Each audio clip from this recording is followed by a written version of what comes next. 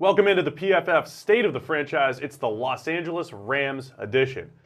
Sam, what are they doing here? Are they playing Madden in Los Angeles? They're just stacking up good players left and right. Let's just start on the defense here. This offseason alone, Marcus Peters at corner, Aqib Talib at corner, both guys coming in via trade, and they just signed Ndamukong Suh up front.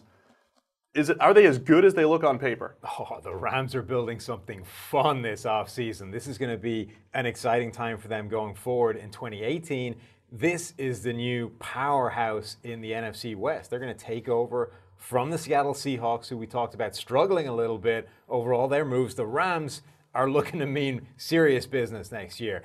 Suh alone added to that defensive line next to Aaron Donald. You've got Michael Brockers there to take the minimal snap count at nose tackle. Suh and Donald being able to get deployed on the same defensive line is terrifying for offensive lines to have to deal with. So Aaron Donald, currently we have him as the top player in the entire NFL. We could spend a whole 8 minutes on him alone, but he's special. You put Suh next to him, who's coming off of two of his highest graded seasons, his two highest graded seasons in the PFF era, even though he was in Miami and they said, hey, it's too much money, we're going to move on from him. So putting those two guys next to each other. But let's go to the secondary with Marcus Peters in his prime, one of the best playmakers in the entire NFL, and then Aqib Talib. He's coming off his two highest grades of the PFF era of his entire career. They're loaded now on the back end and a perfect fit now for Wade Phillips' defense. They love to play man coverage there. Not just that, but they retained some players as well. They kept their nickelback, and Nickel Roby-Coleman stayed in-house. Perfect for a nickelback. Lamarcus Joyner, first year at safety, was a Pro Bowl caliber season. They kept him in the building as well. Then you add those two shutdown corners. Marcus Peters makes plays that no other cornerback in the league makes in terms of recognizing when he can go hunt in somebody else's coverage. He's going to peel off his man. He's going to make plays where he's not even supposed to show up on the field. He's impacting those kind of plays and really making quarterbacks turn over the ball in situations where they shouldn't even be expecting a cornerback to show up. Talib allowed 601 total yards, receiving yards the past two seasons. 20 cornerbacks allowed more than that in 2017 alone. Wow. So you've got two legitimate shutdown guys. You've got the safety there to add to that. You've got the nickel back, and you've added pass rush up front. It really does feel like a dream offseason. And I know that, championships aren't really won on paper, but this is looking really good, not only because of the name power, but when you do pair it with Wade Phillips and what he's built in the past. They win the Super Bowl in Denver a couple years ago on the strength of that Wade Phillips run defense, which had Aqib Talib back there, had Chris Harris, had unbelievable corners and unbelievable pass rushers. And now with Talib and Peters, all the guys you mentioned in the secondary, and then up front with Suh, with Donald, they could still use some help at edge defender, and I think that's a place where they're going to look in the draft is to get that Von Miller type of player coming off the edge. But they're building a team now that can rush the passer and cover on the back end. That is a great combination. And don't forget what they did in terms of cutting some dead weight from this defense, some dead talent from this roster. Alec Ogletree gone out of the building. Robert Quinn gone out of the building. Those two guys averaged under 50 in overall PFF grade last season. Robert Quinn is supposed to be their primary edge rusher, the guy generating the pressure on the end.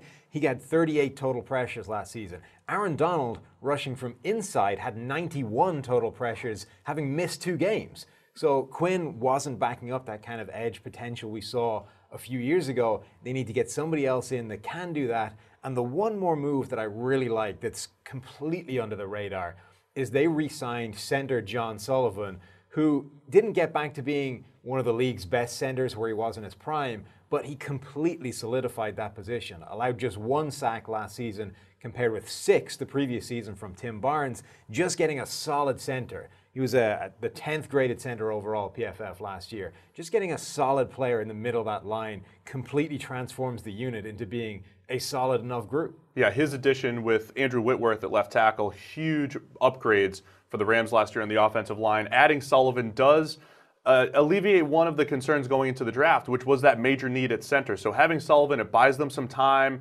They don't have to attack that position early in the draft.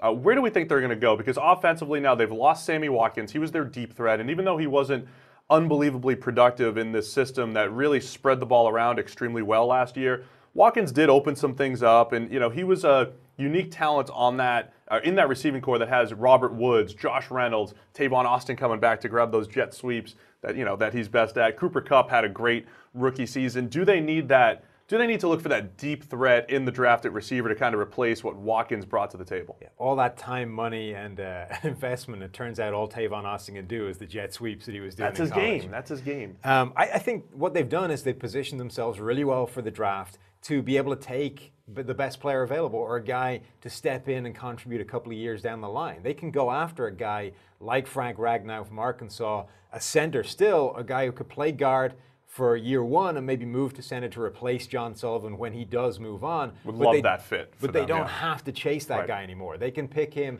as the best player available and get something out of him year one and have him move into that spot ahead down the line rather than be relying on needing this guy to start day one and to have to pick him in the first round. So I think they could use offensive line help, not just at center, but they could target guards as well. And the other obvious spot, like you mentioned, was that edge rusher. They need the guy that can bring consistent outside pressure. Suh and Donald are going to be everything offensive lines can handle up the middle, but they could do with somebody bringing the heat round the outside to get that consistent pressure. If they can get a guy like Boston College's Harold Landry that low down in the draft, we love that guy. We think he's worthy of a top 10 pick maybe, but the NFL seems lower on him. If he slips that far, that could be a steal. Since the Rams seem like they're trying to hit home runs this offseason, maybe a guy like Arden Key out of LSU, a little boomer bust to his game, didn't really develop the way we wanted to see as a junior last year at LSU, but his freshman and sophomore tape was outstanding. He does kind of fit that rush